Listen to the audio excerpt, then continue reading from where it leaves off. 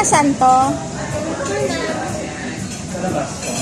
Pwede na kasi lang para sa isang upuan. Uli na pa yung... Ano to sa dagat? Saan tayo pupunta sa Coas Sky? Ano ba yung mayroon doon? Sa dulo. Maganda doon? Hindi ko pa inakyat eh. Okay. Ano gusto mo skating na Coas Sky? Pag skating kayong dalawa lang. Hindi ko pa na-try sa buwan. 1:30 nga na, 1:30 p.m. Eh, magwa-1 na.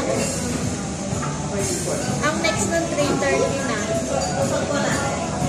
Ano, 1 hour lang kayo mag-skate. Sayang yung bayad. Hindi mamaya pa